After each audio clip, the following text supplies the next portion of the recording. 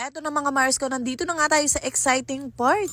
So yun na nga mga Mars, another vlog. Ayan, at dahil nga mayroong mga nag-aabang ng update dito sa aming munting bahay na inaayos ngayon. Ito na nga mga Mars ko ang ganap sa kanilang day 4. Bale yan, naglagay na nga pala sila dito ng tabla na pamorma para nga sa gagawin na flooring. So hindi na nga pala namin ito pinatambakan mga Mars ko, gawa nga ng sabi nga po namin, pa-septic tank na nga lang ito para nga po kung gagawin man yung CR namin, hindi siya mabilis mapuno. At isa pa, kapag nga maghahanap pa rin naman kami ng panambak, ay nako, another gastos na naman yun, kaya mas okay na rin yung ganito. Ako, mabuti na lang talaga mga Mars ko, ito nga mga tabla na ito ay hindi pa masyadong nasira kasi nakatulong pa sila para nga makatipid ako. So ito kasing tabla na to mga Mars ko ay kasama nga po sa giniba. Mabuti na lang at hindi pa siya masyadong marupok, kaya naman ayan mapapakinabangan pa. So kaya pala nasabi ko na dito na nga tayo sa exciting part. Gawa nga nandito nga kapag nabuhusan na, ay makikita na yung pinaka-flooring nga kung gaano siya kalaki or gaano siya kalapad. Kaya naman pwede ka na ngang magplano kung ano nga ba ang gagawin mo dito. Sa mo ba ilalagay yung ganito, ganyan. Unlike nga nung hindi pa siya naayos kasi hindi pa talaga natin makita kung gaano nga ba kalapad o kalaki yung magiging flooring dito. So dati nga mga Mars ko dito banda sa may kaliwa, ayan nga pala yung pinaglalaban namin or laundry area namin. Tapos sa kabilang side naman is ayun naman yung kwarto ni Kuya. At medyo liliit lang talaga yung kwarto ngayon ni Kuya kasi itong ang baba na to pinaplano ko na laundry area siya pero may part doon na para siyang sala para in case meron ngang mga bisita sila mama is dito nga patatambay. Basta medyo na-excite talaga ako mag-isip-isip mga Mars ko kung ano nga ba ang gagawin ko dyan at syempre abangan nyo na lang ulit. At ayan, after pala nila maglagay dyan ng tabla, eto naglalagay naman na sila ng bakal. Dahil mamaya nga lamang ay magbubuhos na sila dito para nga makita na talaga yung pinaka-flooring. Niloloko ko nga yung dalawa dito mga Mars ko, sabi ko nga kapag ako yung nagpagawa ng mansyon ay sila ulit ang aking kukunin.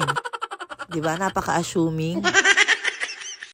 Tapos habang naglalagay nga sila dyan ng tabla, sinabi ko nga ay maglagay na sila dito ng abang para nga sa magiging division naman, papunta naman sa may kwarto ni Kuya. Yes mga Mars ko, ang part na ito ay magiging laundry area, tapos dito sa kabilang side naman is magiging kwarto naman ni Kuya. And ngayon pa lang talaga ay nako, isip na ako ng isip, save na ako ng save na mga pwede kong gawin dito. Alam kong medyo matagal-tagal pa at kailangan ko pa talagang gumastos para nga mapaganda to. Pero ayun, syempre nakakatuwa lang din, kahit papano nga ayan, maiiba naman na dito, hindi katulad noon na kapag binaha talaga, ay Diyos mio, ang kahoy nga ay rurupok. And sa totoo lang, ang kagandahan kasi kapag naging bato na nga yung bahay nyo, o yung mga pader is madali na lang din talaga siya na madesignan. Unlike nga kapag kahoy ay napakahirap nga kasi merong mga part doon na mga butas-butas, hindi pantay, ganun. Pero syempre, ayun, kapag wala pa naman tayong budget, syempre dun lang tayo sa kahoy. Dahil sa totoo lang mga Mars ko, kung nakita nyo pa yung pinakauna talagang nangyari dito sa bahay namin or paano siya nakaayos. So, naalala ko nung unang-unang nagvo-vlog pa lang talaga ako, ay nako, meron nag-comment sa akin, nagbablog pa daw ako ng ganun. Binibidyo ko pa daw yung bahay namin pero napakapangit naman daw at napakakalat. Pero sino ba sila, 'di ba, para nga intindihin ko pa. Ay nako, talaga nagpatuloy lang ako mga Mars ko. Kahit naman ganun yung bahay namin ay hindi ko naman ikakahiya kasi diyan kami nakakatulog ng maayos, meron kami natitirahan ng maayos at malaking bagay na yon kesa nga walang natutuluyan. And dito sa bahay na to mga Mars ko, dito nag-umpisa ang ating journey para nga dito sa ating pagmi-mini vlog. Lalo na dati hindi pa ako nagtitindahan mga Mars ko nung unang pasok ko talaga sa pagvi-video. Eh kung ano-ano nga rin ang binibidyo ko. Tingnan niyo naman yung wallpaper dyan, di ba iba-iba na nga yun nakalagay. Kasi kahit papano talaga ay mini-makeover din namin yan ni Jowa. So yung unang wallpaper nga dyan is yung black kasi ayun yung pinakauna naming naging wallpaper nung naging kwarto namin to. Hanggang sa ayan, nung umakyat na nga kami sa taas, nagkaroon na ng taas dito, ibang wallpaper na naman yung nilagay namin. O di ba, isa rin talaga kami sa naging parte ng pagkakabit nga ng wallpaper. Pero grabe ha, ang laki rin talaga naging tulong ng wallpaper para kahit papano nga ay mapaganda ang ating mga munting bahay. O siya, at hanggang dito na lang muna mga Mars. Yun lang.